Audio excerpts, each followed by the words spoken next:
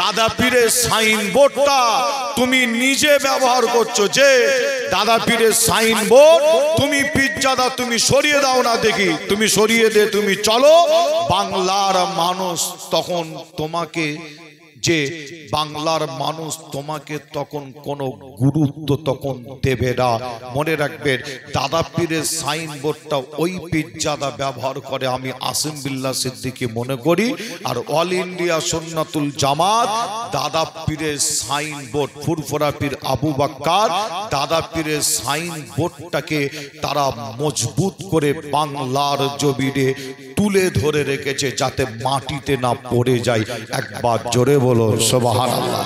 ফুরফুরা শরীফের আবার এমন কোন পীরজাদা বক্তব্য দিতে দিতে বলছে, দাদা হুজুরের সাইনবোর্ডটা খুলে দাও না। দাদা হুজুরের কি বলছে শোনেন না আপনারা? দাদা হুজুরের সাইনবোর্ডটা তোমরা খুলে দাও না। কাকে বলছে? অল ইন্ডিয়া সুন্নাতুল জামাত ইনাদের কথা বলছে। বলছে দাদা পীরের সাইনবোর্ড খুলে দিয়ে তোমরা তারপরে করতে হয় করো না, কি করবে দেখা যাবে, নানা রকম কথা বলছে না। অল ইন্ডিয়া সুন্নাতুল জামাত এই সংগঠনটাকে আপনারা মহব্বত করেন তো নাকি, ভালোবাসেন তো নাকি? অল ইন্ডিয়া সুন্নাতুল জামাত সংগঠনটা মজবুত করে আপনারা ধরবেন। মনে রাখবেন, দাদা হুজুর পীর কেবলার সিলসিলার বর্তমান সব থেকে বেশি যদি খেদমত, শিক্ষার দিক থেকে সব থেকে বেশি যদি খেদমত বর্তমান সময় যদি কোন সংগঠন করে থাকে, সেটা হলো অল ইন্ডিয়া সুন্নাতুল জামাত। একবার জোরে বলুন সুবহানাল্লাহ, আর একটু জোরে বলুন সুবহানাল্লাহ। যে একটু সকলে উঠে দাঁড়ান, নারে তাকবীর, নারে তাকবীর, নারে তাকবীর, নারে তাকবীর।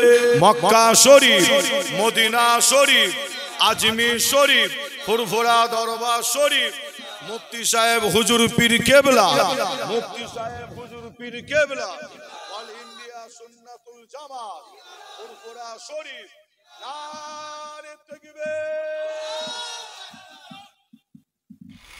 ভাইয়ের আপনারা যে সমস্ত ভাই, যে সমস্ত চাচা আশেপাশে আছেন, প্রত্যেকের কাছে অনুরোধ করব আপনারা সকলেই চলে আসেন।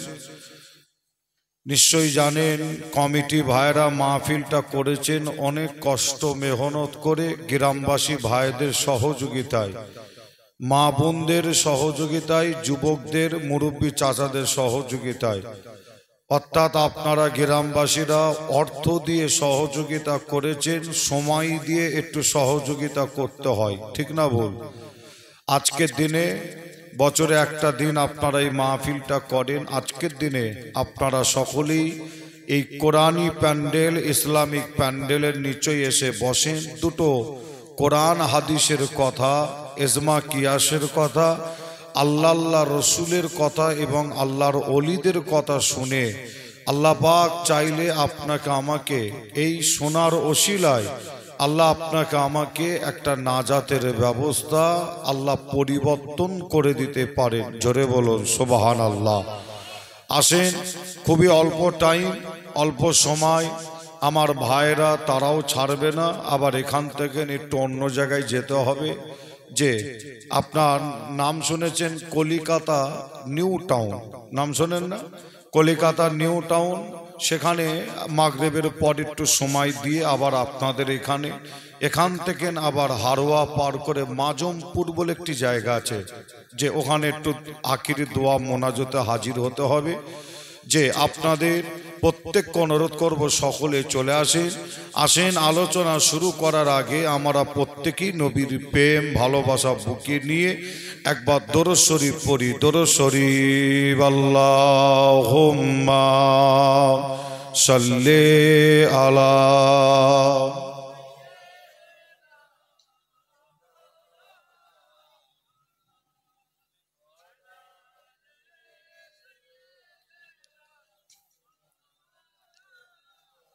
আউযু বিল্লাহি মিনাশ শাইতানির রাজীম।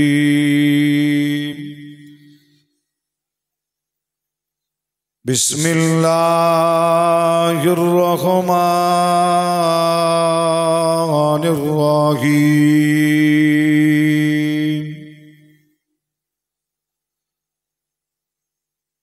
नहमदुहु व नुसल्ली अला रसूलिल करीम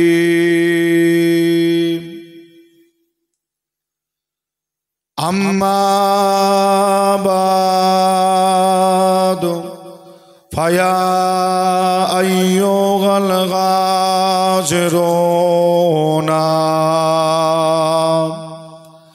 रहमना व रहमकुमुल्लाह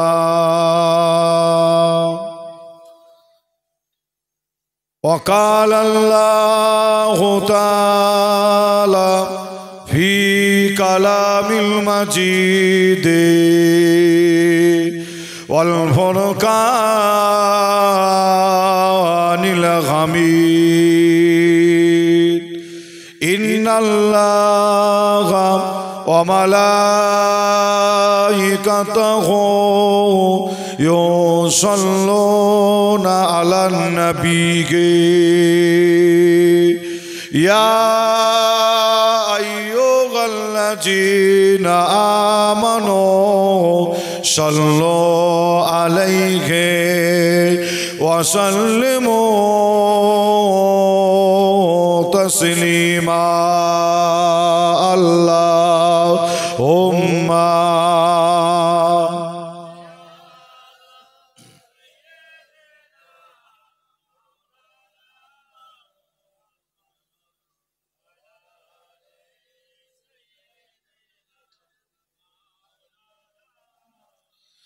गुलामे मोहम्मद हो क्या डर के मुझको गुलामे में उनके गुजारा करूँगा अजल से पराहों में कदमों में उनके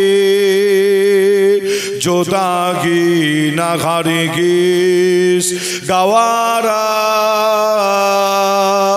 करूँगा अल्लाहुम्मा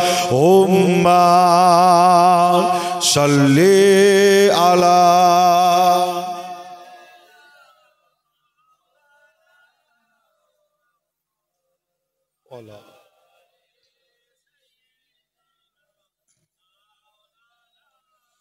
तौहीदी का डंका आलम में बजुआ दिया कमली वाले ने तौहीदी का डंका आलम में बजुआ दिया कमली वाले ने पी पी के पियारे कौशल के लौटेंगे मजाजी भर भर के इन्ना गातैना कल कौशल फरमा दिया कमली वाले ने दीन मिला ईमान मिला पढ़ने के लिए कुरान मिला दीन मिला ईमान मिला पढ़ने के लिए कुरान मिला जो कुछ देने का था सब कुछ दिलवा दिया कमली वाले ने बोलो ला इलाहा इल्लल्लाह ला इलाहा ला इलाहा ला इलाहा इल्लल्लाह ला इलाहा ला इलाहा इल्लल्लाह सल्लल्लाहु अलैहि वसल्लम वक़ाल अल्लाहु ताला फी कलामिल मजीद वल फुरक़ानिल हमीद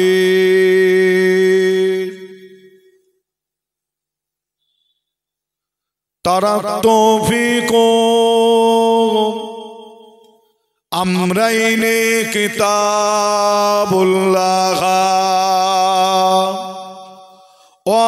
সুন্নতে রাসূল।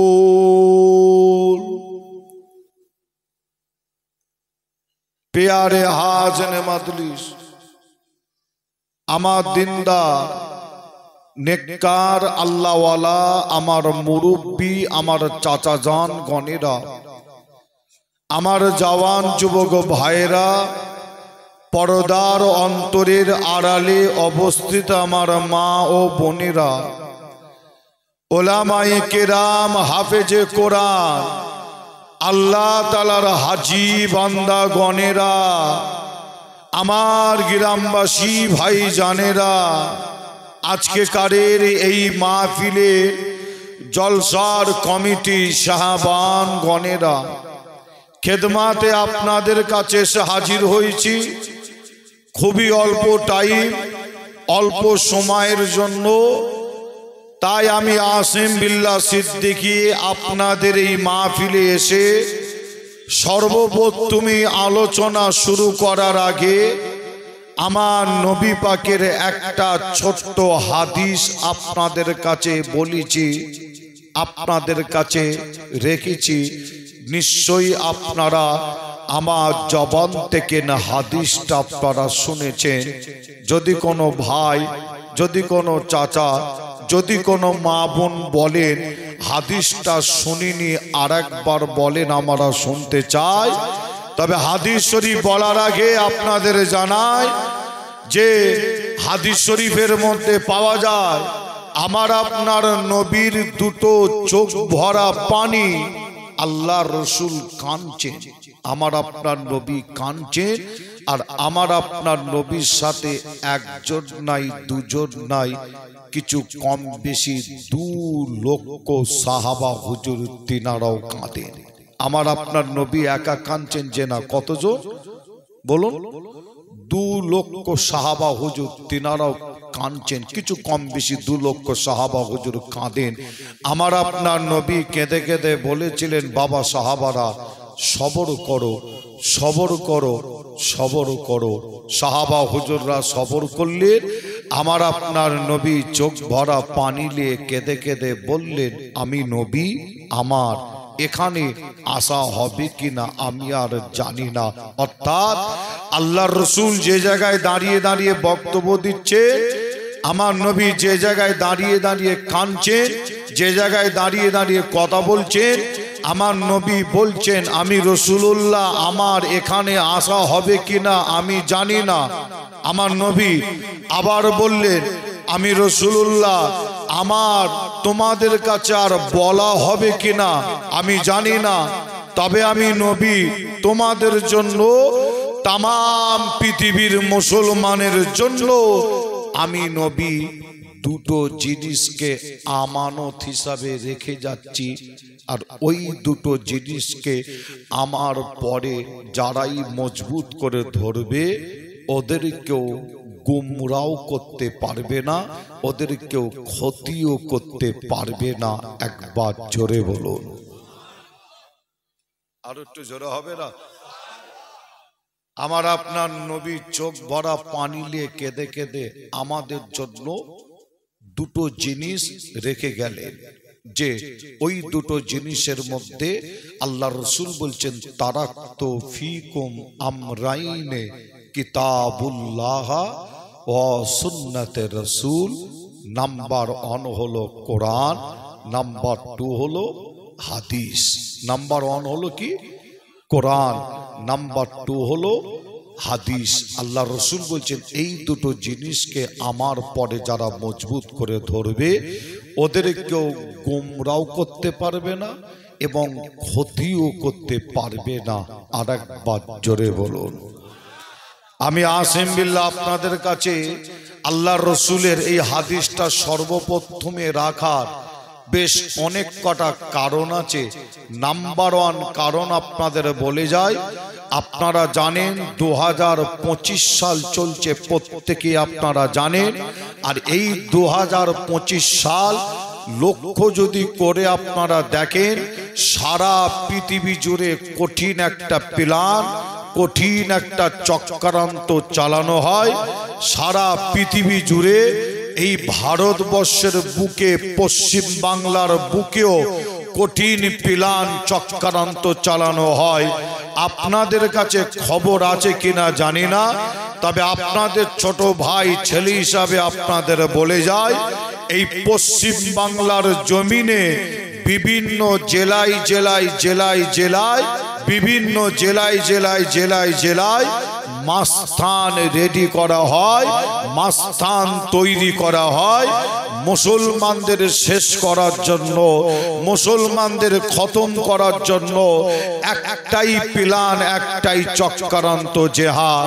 যদি আমি আপনাদের বলি নিশ্চয়ই বুঝতে পারবে, এই 2025 সাল এমন একটা টাইম, এমন একটা সময়, আপনি আমার থেকে বেশি খবর রাখেন আমি জানি, কিন্তু আপনাদের বলতে হয়, কখনো আমরা দেখি ট্রেনের ভেতরে যুবককে মারতে মারতে মেরে দেওয়া হয়, আমরা আবার কখনো দেখি রাস্তায় গাড়ি দাঁড় করিয়ে ওপেন রাস্তার ওপরে মুসলমানকে মারতে মারতে মেরে দেওয়া হয়।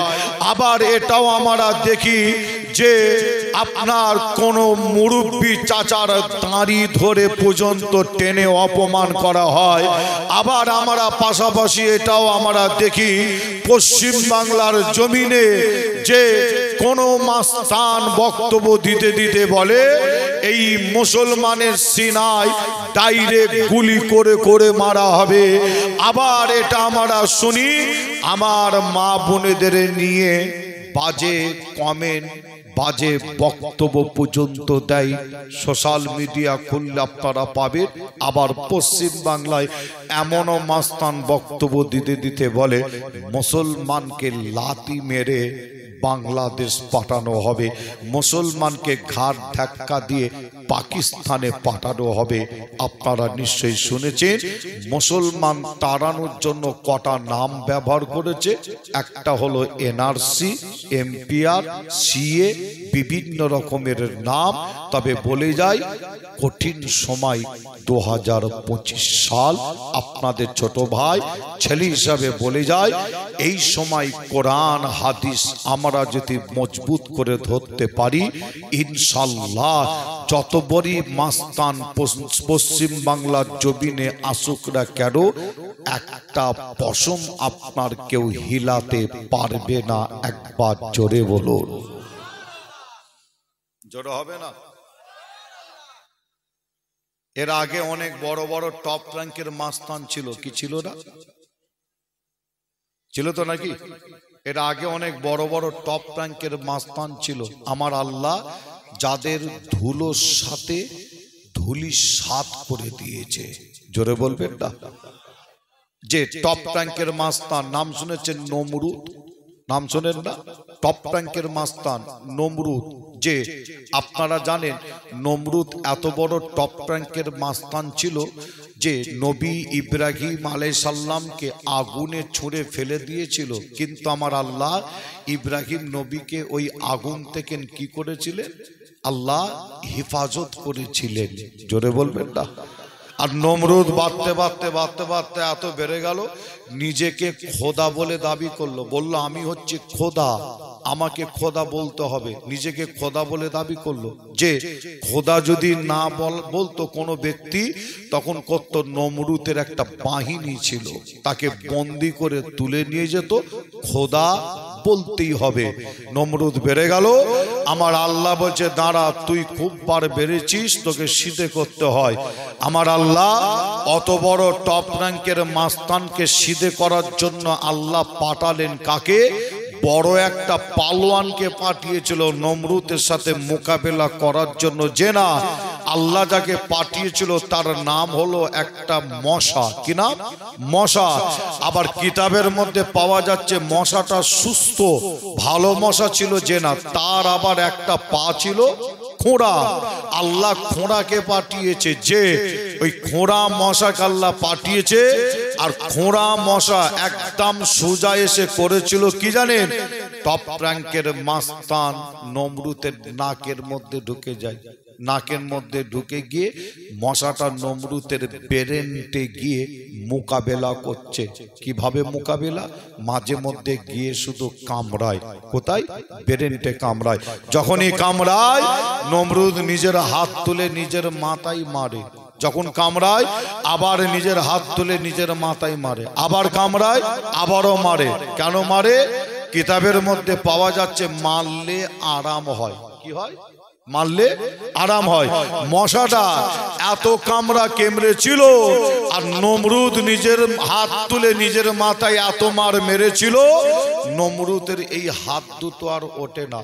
হাত নিচেই, হাত যখন ওঠে না, নমরুদ তার চালা বাহিনীদের বলছে, এই আমি যখন বলবো তোরা তখন আমার মাথায় মেরে একটু উপকার করে দিবি। কোথায় মেরে উপকার করবে? মাথায় মেরে। এখানে কেউ বলবে যে আমার মাথায় মেরে উপকার করবে? ভাই কেউ বলবে কি? যে দেখেন নমরুদের এমন পজিশন হয়েছে যে আল্লাহর মার। নমরুদ লাস্ট বেলায় বলছে, হাত যখন ওঠে না, বলছে আমার মাথায় মেরে উপকার করবি। চালা বাহিনীদের বলছে। মশাটা গিয়ে নমরুদের বেরেন্টে গিয়ে আবার যখন কামড়ায়, নমরুদ বলছে মার। চালারা মারছে নমরুদের মাথায় কি দিয়ে? জুতো। তাই তো নাকি? আচ্ছা, জুতোটা কি হাই চপ্পল প্লাস্টিকের জুতো ছিল? খড়ম। তাই তো নাকি? আগেকারের মানুষরা খড়মের জুতো ব্যবহার করতো। যখনই বলছে মার, চালারা খড়মের জুতো তুলে নমরুদের মাথায় মারে। আবার কামড়ায় মশা গিয়ে বলছে মার, আবারও মারে। আবার কামড়াচ্ছে, বলছে মার, আবারও মারে। মশাটা এত নমরুদের বেরেনে গিয়ে মোকাবেলা করেছিল, অর্থাৎ কামড়েছিল। আর নমরুদের চালারা জুতো তুলে নমরুদের মাথায় এত জুতোর ঘা দিয়েছিল। এই জুতোর ঘা দিতে দিতে দিতে দিতে দিতে দিতে টপ র্যাঙ্কের মাস্তানকে জুতোর ঘায়ে তার চালারা মেরে ফেলেছিল। অর্থাৎ নমরুদ মরে গিয়েছিল। কিন্তু আপনাদের বলে যায়, খোঁড়া মশাটা কিন্তু মরে না। খোঁড়া মশা মরে নে। নমরুদ মরার আগে খোঁড়া মশা নমরুদের নাকের ভেতর থেকে বার হয়ে দৌড়ায়। খোঁড়া মশা পালায়, কিন্তু নমরুদকে জুতোর ঘায়ে চালারা মেরে ফেলেছিল। যে আপনাদের ছোট ভাই ছেলে হিসাবে আপনাদের কাছে একটু জানতে চাই, আপনারা বলুন, আপনাদের এই গ্রামে পাড়ায় মশা আছে না নাই? মশা আছে কি? মশা আছে? মশা যখন আছে তাহলে চিন্তার কোনো কারণ নাই। কেন বলছি? মশা যখন আপনাদের গ্রামে পাড়ায় আছে তাহলে চিন্তার কোনো কারণ নাই। এই কারণে যে আমরা যদি আল্লাহকে রাজি, আল্লাহকে খুশি যদি করতে পারি, আর আল্লাহকে রাজি খুশি করতে গেলে নাম্বার 1 কাজ হলো কি? খোদাকে সেজদা দিয়া। তাই তো নাকি? নামাজ পড়া। যে আল্লাহকে খুশি রাজি যদি করতে পারি, বিশ্বাস করুন, আমার মনের বিশ্বাস, আপনাদের গ্রামে পাড়ায় যে মশা আছে না, এই মশাকে যদি আল্লাহ যদি অর্ডার করে, হুকুম করে, এই মশাও কিন্তু মোকাবেলা করার জন্য তৈরি হবে। জোরে বলুন। জোরে হবে না? মুসলমানের ঘরে ছেলে মেয়েরা, বারা তরুণেরা, আমার নওজওয়ান যুবকেরা, পর্দার অন্তরালে মা বোনেরা, এ আমার নবী প্রেমিকেরা, তাই আমি আসিম বিল্লাহ আপনাদের ছোট ভাই, ছোট ছেলে হিসাবে আপনাদের জানিয়ে দিয়ে যায়, এই 2025 সাল কঠিন সময়, কঠিন টাইম। এ যুবকেরা, কখনো বলা হয় অমুক মসজিদ খুললে ওটা নাকি পাওয়া যাবে, আবার কখনো মনে বলে অমুক মসজিদ খুললে ওখানেও নাকি ওটা নাকি পাওয়া যাবে, আবার কখনো বলে আজমির শরীফ খাজা হুজুরের মাজার খুললে নাকি ওখানেও নাকি ওই জিনিসটা পাওয়া যাবে। এই যুবকেরা, এই 2025 সাল আপনাদের জানিয়ে দিয়ে যায়, সারা ভারতবর্ষের জমিনে আল্লাহর ঘর যত মসজিদ আছে, মসজিদ দখল করার প্ল্যান করে এ নবী প্রেমিকেরা। তাই আপনাদের জানিয়ে দিয়ে যায়, এই কঠিন সময় কঠিন টাইমে আপনাকে আমাকে কোরআন হাদিস মজবুত করে ধরতে হয়, আল্লাহকে খুশি আল্লাহকে রাজি করতে হয়। এ নবী প্রেমিকেরা, তবে আপনাদের জানিয়ে দিয়ে যায়, আপনাদের বলে দিয়ে যায়, আল্লাহর ঘর আল্লাহ হিফাজত করবে, এটা আমরা মুসলমান বলে থাকি। কিন্তু আপনাদের জানিয়ে দিয়ে যায়, হাদিস শরীফ খুললে আপনারা দেখতে পাবে, এ নবী প্রেমিকেরা আপনাদের জানিয়ে দিয়ে যায়, মুসলমানদের কেবলা কাবা শরীফ হলো মক্কা শরীফে। এই কাবা শরীফ রাখা হবে না, কাবা শরীফ ভেঙে দেওয়া হবে। একজন টপ র্যাঙ্কের মাস্টার, যার নাম ছিল আব্রাহাম বাদশাহ, এ নবী প্রেমিকেরা আব্রাহাম বাদশাহ আমাদের কেবলা কাবা শরীফ ভাঙার জন্য বিশাল সৈন্য বাহিনী নিয়ে কাবা শরীফের দিকে আগিয়ে যায়। কাবা রাখা হবে না, মুসলমানদের কেবলা ভেঙে দেওয়া হবে।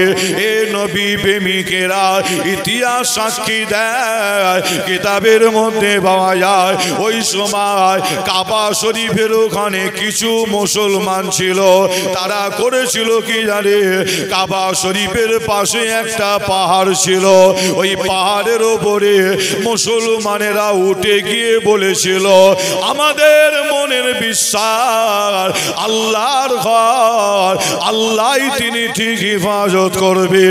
এ নবী প্রেমিকেরা আব্রাহাম বাদশাহ বিশাল সৈন্য বাহিনী নিয়ে কাবা শরীফের দিকে আগিয়ে যায়। কাবা রাখা হবে না, কাবা ভেঙে দেওয়া হবে। আমার আল্লাহ পাক ওই কাবা শরীফকে হেফাজত করার জন্য আল্লাহ একটা পাখির দলকে আল্লাহ পাঠিয়ে দিয়েছিল আব্রাহাম বাদশাহ সৈন্য বাহিনীর সাথে মোকাবেলা করার জন্য। আল্লাহ একটা পাখির দলকে পাঠিয়ে দিয়েছিল, যে পাখিটার নাম আল্লাহর কোরআনের মধ্যে পাওয়া যায়। পাখিটার নাম বলা হয় আবাবিল পাখি। এ নবী প্রেমিকেরা, ওই পাখিগুলো অনেক বড় বড় পাখি ছিল যে না ছোট ছোট পাখি। আমার আল্লাহ পাক ওই পাখির দলকে পাঠিয়ে দিয়েছিল। পাখির দলেরা উড়ে উড়ে উড়ে উড়ে এসে একটা পাহাড়ের ওপরে নেমেছিল আব্রাহাম বাদশাহ সৈন্য বাহিনীর সাথে মোকাবেলা করার জন্য।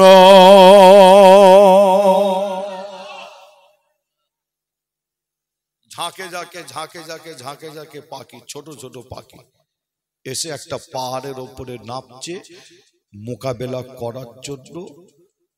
পাহাড়ের ওপরে নেবে পাখিরা করছে, তারা ঠোঁটে করে মুখে করে, ঠোঁটে করে মুখে করে পায়ে করে ছোট ছোট পাথর তারা তুলছে, ঠোঁটে করে তুলছে, পায়ে করে তুলছে। পাখি তো ছোট, আর পাথর তাহলে কত ছোট তুলতে পারে চিন্তা করে দেখুন।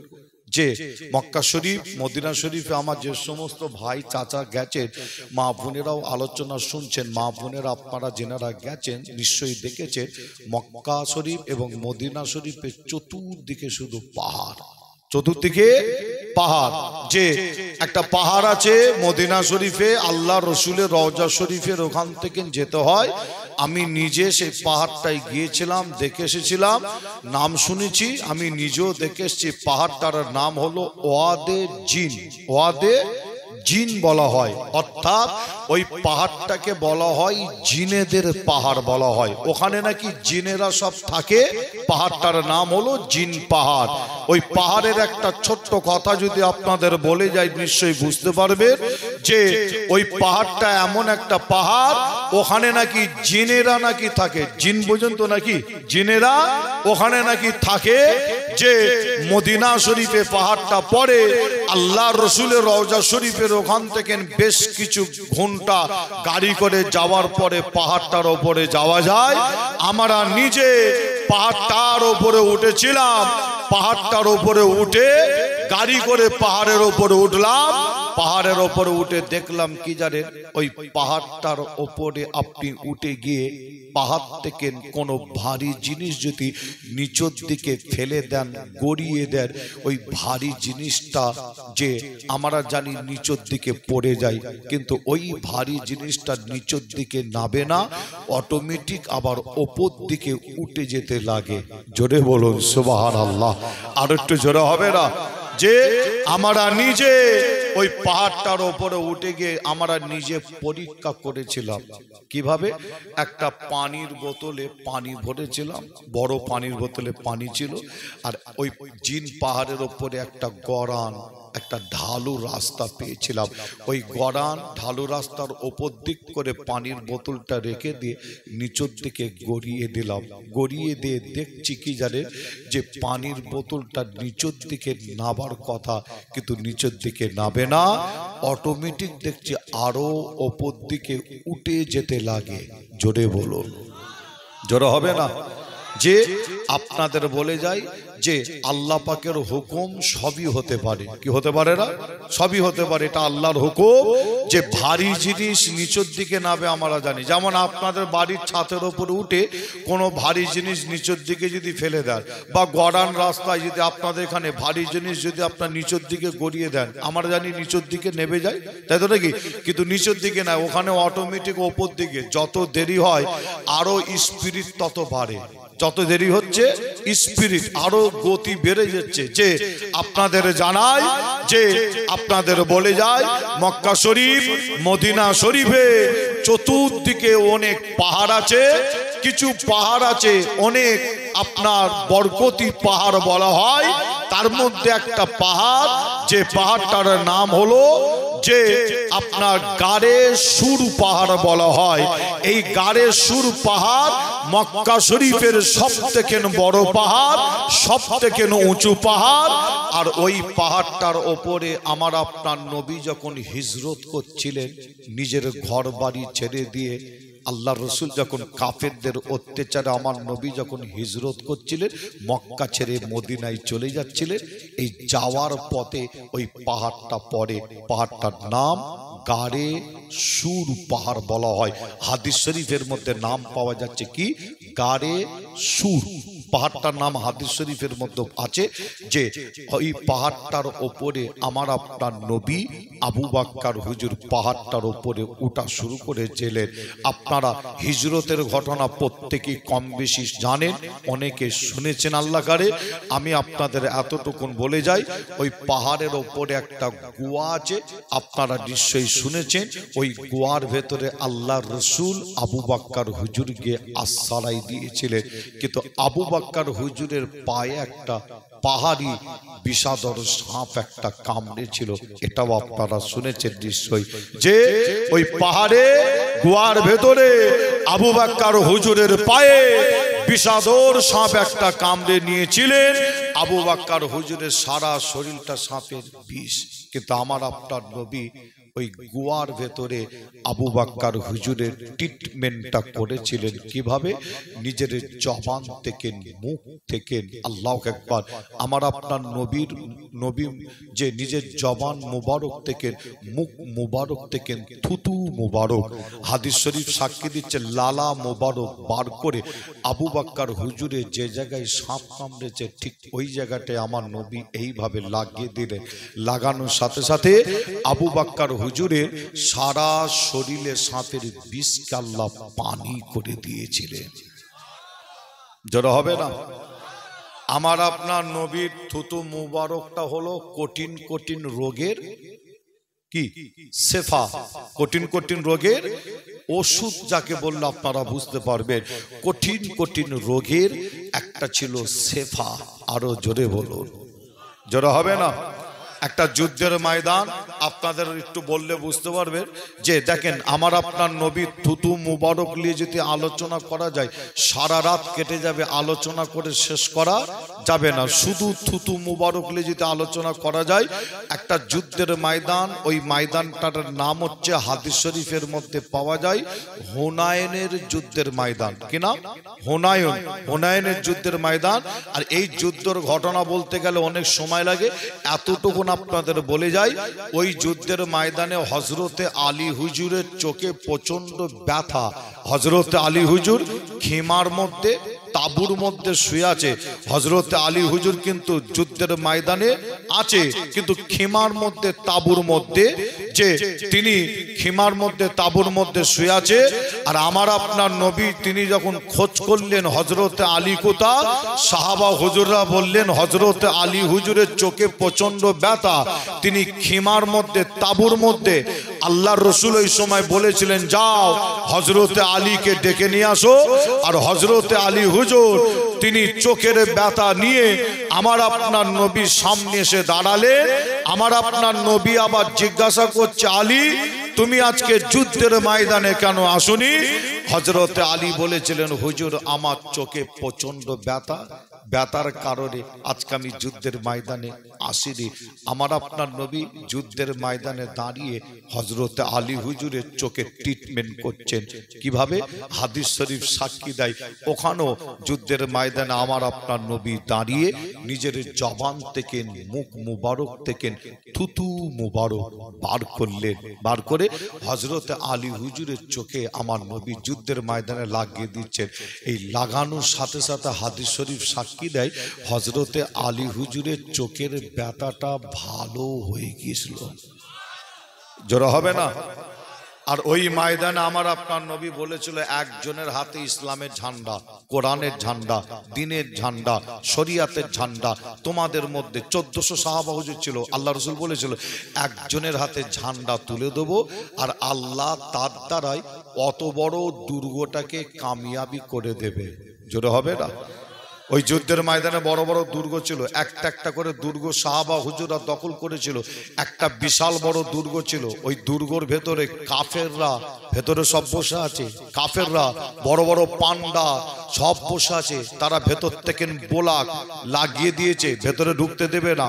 আর আমার আপনার নবী বলেছিল আগামীকাল ফজরের নামাজের পরে তোমাদের মধ্যে 1400 সাহাবা হুজুরকে উদ্দেশ্য করে বলছে তোমাদের মধ্যে একজনের হাতে ইসলামের ঝান্ডা, কোরআনের ঝান্ডা, দ্বীনের ঝান্ডা, শরিয়াতের ঝান্ডা একজনের হাতে তুলে দেবো আর আমার আল্লাহ তার দ্বারাই অত বড় দুর্গটাকে কামিয়াবি করে দেবেন। হযরতে আলী হুজুরের চোখে যখন ব্যথা ভালো, আমার নবী ঝান্ডাটা হযরতে আলী হুজুরের হাতে তুলে দিয়েছিলেন। আর হযরতে আলী হুজুর এক হাতে ঝান্ডা নিয়ে বিশাল বড় দুর্গর দিকে দৌড়াচ্ছে। যে দুর্গ বিশাল বড় দরজা, হযরত আলী হুজুর দুর্গর দরজার কাছে দাঁড়িয়ে তিনি করেছিলেন কি জানেন? এক হাতে ইসলামের ঝান্ডা আর এক হাতে দুর্গর বিশাল বড় দরজাটাকে ধরে জবান থেকে একটা আওয়াজ দিয়েছিলেন। হাদিস শরীফের মধ্যে পাওয়া যায় হযরত আলী হুজুর আওয়াজ দিয়েছিলেন আল্লাহু আকবার বলে একটা আওয়াজ দিয়ে দরজাটাকে টান মেরেছিলেন। মারার সাথে সাথে দরজা ভেঙে হযরতে আলী হুজুরের হাতে চলে আসে। আর সেই দরজা হযরত আলী হুজুর ভেঙে এক হাতে ভেঙে ছুঁড়ে ফেলে দিয়েছিলেন। একবার জোরে বলুন সুবহানাল্লাহ। হযরত আলী হুজুর এই পাওয়ার ক্ষমতা পেলেন কোথা থেকে? হাদিস শরীফের মধ্যে পাওয়া যাচ্ছে, আপনাদের বলে যায়। পরে হযরত আলী হুজুর যে দরজাটা একা ভেঙে ছুঁড়ে ফেলে দিলেন, ওই দরজাটা পরে আবার 14 থেকে 15 জন সাহাবা হুজুর, কতজন? 14 থেকে 15 জন সাহাবা হুজুর খালি চাগানোর চেষ্টা করেছিল, তুলে চাগাতে পারেনি। 15 জন সাহাবা হুজুর তুলে চাগাতে পারেনি। হযরত আলী হুজুর এক হাতে ভেঙে ছুঁড়ে ফেলে দিয়েছিলেন। এ ক্ষমতা, এ পাওয়ার হযরত আলী হুজুর পেলেন কোথা থেকে? এটা হচ্ছে আল্লাহর আসমানি ক্ষমতা আর আল্লাহর মাদাত হযরতে আলী হুজুরের উপরে হয়েছিল। জোরে বলুন সুবহানাল্লাহ। আল্লাহর আসমানি মাদাত আল্লাহর আসমানি পাওয়ার, আল্লাহর মাদাত পেতে গেলে মনে রাখবেন আল্লাহকে রাজি, আল্লাহকে খুশি করতে হয়। আর আল্লাহকে রাজি খুশি করতে গেলে নাম্বার 1 কাজ হলো খোদার ঘর মসজিদে যেতে হয়, খোদাকে সেজদা দিতে হয়। পীরের ঘরের বাচ্চা আপনাদের বলে যাব, সেজদার মধ্যে আল্লাহ এত মজা দিয়েছে, সেজদা দেওয়ার ওসিলায় আল্লাহ আপনাকে আমাকে দুনিয়া আখিরাতে কোনো জায়গায় সেজদা দেওয়ার ওসিলায় আল্লাহ কোনো জায়গায় আপনাকে কমতি রাখবে না। জোরে বলুন, আর একটু জোরে হবে না? আল্লাহ আমাদের সকলকে বেশি বেশি নেক আমল করার তৌফিক দান করেন, আল্লাহ নামাজ পড়ার তৌফিক দান করেন। জোরে বলুন আল্লাহুম্মা আমিন। আর একটু জোরে হবে না? মাশাআল্লাহ, মারহাবা। আপনাদের খেদমাতে মুফতি সাহেব হুজুর নিশ্চয়ই এসে হাজির হয়েছেন, তাই তো নাকি? যে মুফতি সাহেব হুজুর আসলেন মনে হয়, আপনাদের খেদমাতে আসবেন, আলোচনা করবেন এবং আখিরি দোয়া মোনাজাত করবেন। আপনাদের কাছ থেকে বিদায় নেওয়ার আগে আপনাদের এতটুকুন আমি বলে যাব যে অল ইন্ডিয়া সুন্নাতুল জামাত এই সংগঠনটাকে আপনারা মহব্বত করেন তো নাকি, ভালোবাসেন তো নাকি? অল ইন্ডিয়া সুন্নাতুল জামাত সংগঠনটা মজবুত করে আপনারা ধরবেন।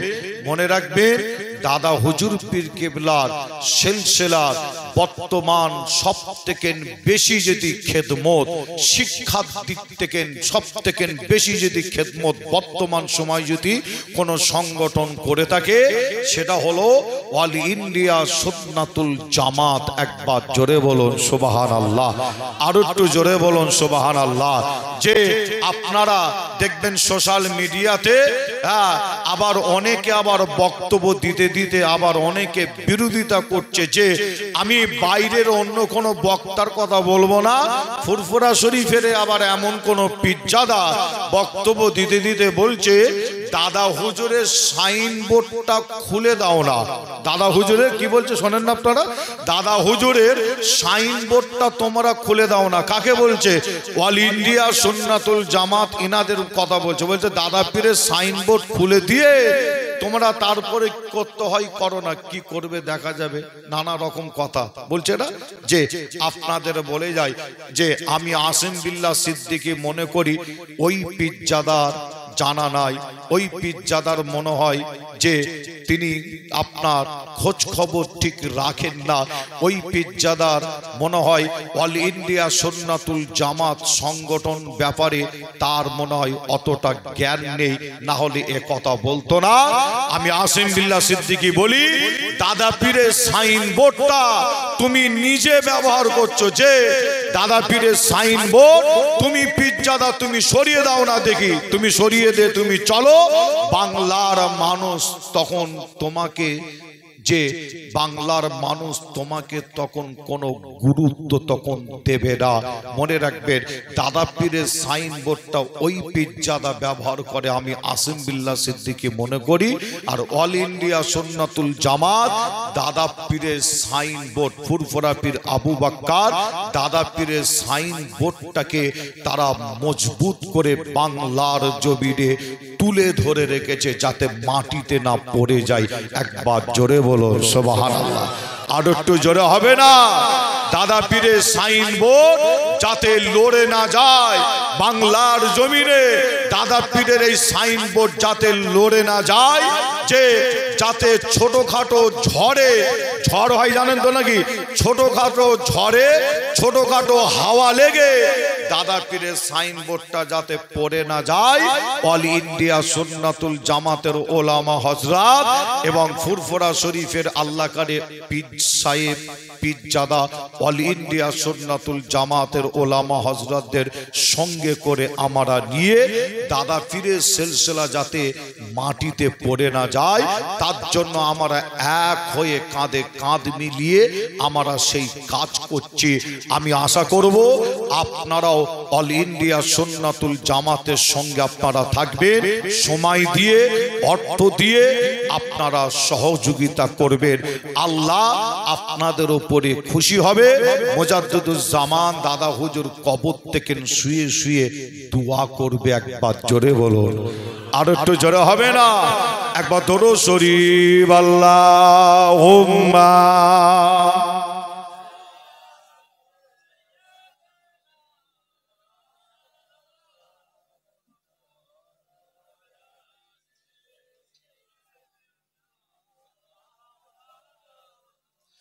জোছনা ভরা চাঁদিনী রাতে চাঁদিকে যখন দেখি, স্বপ্ন লোকে বিবার হয়ে শুধু তোমায় দেখি। যারা হবে না সুবহানাল্লাহ। সময়টা খুবই কম, 1 ঘন্টা মতন সময় ভাইদের কমিটি ভাইদের দিতে পেরেছি। তার কারণ অন্য কিছু নাই, যে কলকাতা নিউ টাউনে ওখানে একটা প্রোগ্রাম ছিল, সেরে আপনাদের এখানে, আবার এখান থেকে আবার ফের হারোয়া মাজমপুর সেখানে যেতে হবে। যে আপনার দেখা যাচ্ছে শীতের সময় সারা রাত অব্দি জলসা কি হয়, কি সারা রাত অব্দি হয়নি, সেই হিসাবে দেখা যাচ্ছে আমি নিউ টাউনের ওখানে 1 ঘন্টা মতন, ওখানে 1 ঘন্টা ছিলাম, আপনাদের এখানে 1 ঘন্টা, আবার আল্লাহ নিয়ে যায় ওখানে 1 ঘন্টা হোক 1.5 ঘন্টা হোক বলে একটু দোয়া চাইবো। যে যত আপনার দেখবেন যারা হকের ওপরে, ন্যায়ের ওপরে, সত্যের ওপরে আছে, আর তাদের যারা বিরোধিতা করে, দেখবেন আল্লাহ যে যারা হকের ওপরে আছে আল্লাহ তাদের কোনো দিকে কমতি রাখে না। জোরে বলুন সুবহানাল্লাহ। যে এরা আবার বলে অল ইন্ডিয়া সুন্নাতুল জামাতের আলেম ওলামারা ঘরে বসে মাছি মারে। কি মারে?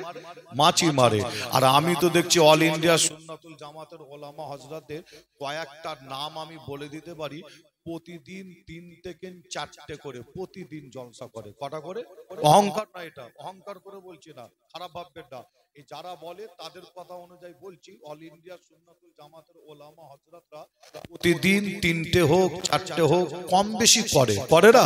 যে তবে আপনাদের জানাই, যারা সব সময় বিভেদ, দ্বন্দ্ব, ঝামেলা, হিংসা মনোভাব নিয়ে যারা চলাফেরা করে, দেখবেন এরা কিন্তু ঘরে বসে এরাই কিন্তু মাছি মারে। অল ইন্ডিয়া সুন্নাতুল জামাতের ওলামা হযরতরা কিন্তু মাছি মারে না, এরা বাংলার জমিনে খেদমত করে যাচ্ছে। একবার জোরে বলুন, আরো জোরে হবে না? আমার পরেই মুফতি সাহেব হুজুর আসবেন, তিনি আলোচনা করবে, আখিরি দোয়া মোনাজাত করবে। তাই আমি আপনাদের কাছ থেকে বিদায় নেওয়ার আগে একটা নবীর মহব্বত ভালোবাসায় আপনাদের কাছে বিদায় নেওয়ার আগে সালাম করব, তার আগে একটু আমার একটা নাত একটু বলি। একবার জোরে বলুন সুবহানাল্লাহ, আর একটু জোরে হবে না? জোছনা ভরা চাঁদিনী রাতে চাঁদিকে যখন দেখি, স্বপ্ন লোকে বিবার হয়ে শুধু তোমায় দেখি। জোছনা ভরা চাঁদিনী রাতে চাঁদিকে যখন দেখি, স্বপ্ন লোকে বিবার হয়ে শুধু তোমায় দেখি। একাই বসে মগন হয়ে ভাবি নীরবে, বিশ্বটাকে সাজিয়েছ অতি নিপুণ ভাবে। বিশ্বটাকে সাজিয়েছ অতি নিপুণ ভাবে। সাদা কালো ধূসর মেঘে খেলা দেখি যখন, হৃদয় আমার ভালোবাসা বেড়ে ওঠে তখন। সাদা কালো ধূসর মেঘে খেলা দেখি যখন, হৃদয় আমার ভালোবাসা বেড়ে ওঠে তখন। একাই বসে মগন হয়ে ভাবি নীরবে, বিশ্বটাকে সাজিয়েছ অতি নিপুণ ভাবে। বিশ্বটাকে সাজিয়েছ অতি নিপুণ ভাবে।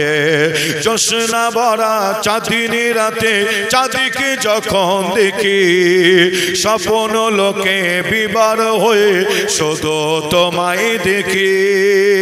আল্লাহ উম্মা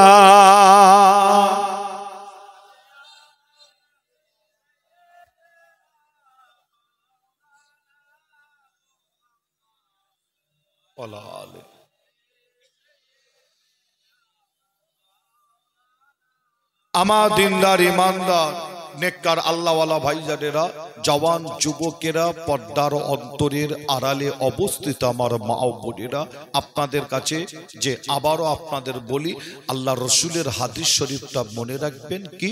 তারাক্তু ফিকুম আমরাইনে কিতাবুল্লাহ ওয়া সুন্নাতে রাসূল। আল্লাহ রসুল বলছেন কোরআন এবং হাদিসটা তোমরা মজবুত করে ধরো আমার পরে।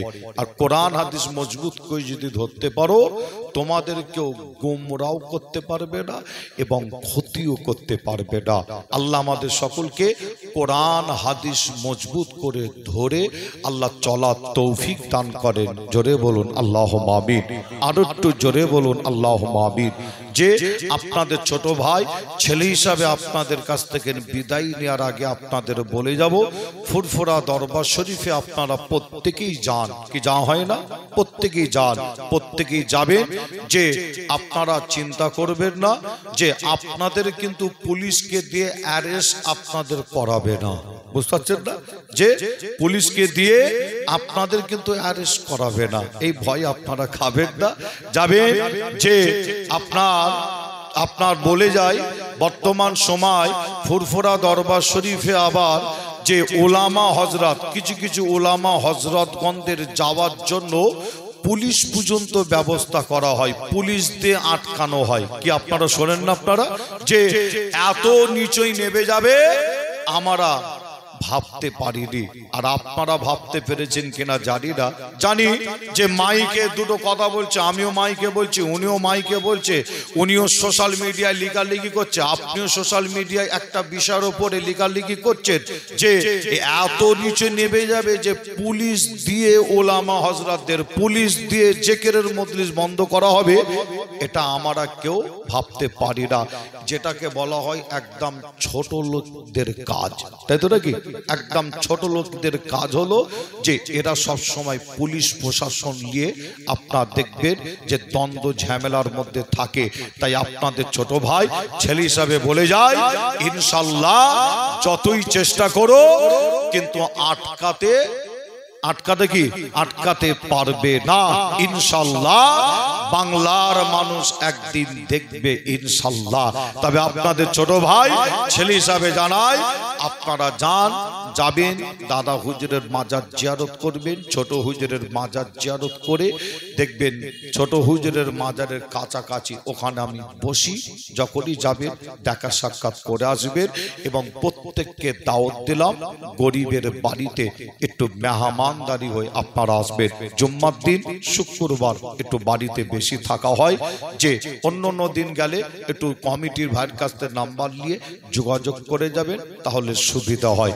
আল্লাহ আমাদের প্রত্যেককে আল্লাহর ওলিদের মহব্বত করার ভালোবাসার তৌফিক দান করেন। জোরে বলুন আল্লাহুম্মা আমিন। আপনাদের এখানে শুয়ে আছে আল্লামা রুহুল আমিন সাহেব হুজুর, আপনাদের কাছাকাছি আছে না? যে আপনাদের কাছাকাছি হারোয়ার গোড়াচাঁদ আব্বাসী হুজুর শুয়ে আছে, যে তেনাদের দরবারে যাবেন, দোয়া নেবেন। কিন্তু মনে রাখবেন মাজারে গিয়ে কিন্তু আপনাকে আমাকে মাজার জিয়ারত সিস্টেম নিয়ম অনুযায়ী করতে হয়। মাজারে গিয়ে যদি ফুল চাদর যদি দেন চলবে না, মাজারে গিয়ে সেজদা দেয়া যাবে না। মুসলমান সেজদা দেবে কাকে? একমাত্র আল্লাহকে। বর্তমান সময় দুটো জায়গা আছে, আর এই দুটো মাজারকেও শিরক বেদাতের প্ল্যান চলছে একটা। একটু তাকবীর দেন, নারে তাকবীর, নারে তাকবীর। একটু সকলে উঠে দাঁড়ান, নারে তাকবীর, নারে তাকবীর, নারে তাকবীর, নারে তাকবীর। মক্কা শরীফ, মদিনা শরীফ, আজমির শরীফ, ফুরফুরা দরবার শরীফ, মুফতি সাহেব হুজুর পীর কেবলা, মুফতি সাহেব হুজুর পীর কেবলা, অল ইন্ডিয়া সুন্নাতুল জামাত, ফুরফুরা শরীফ।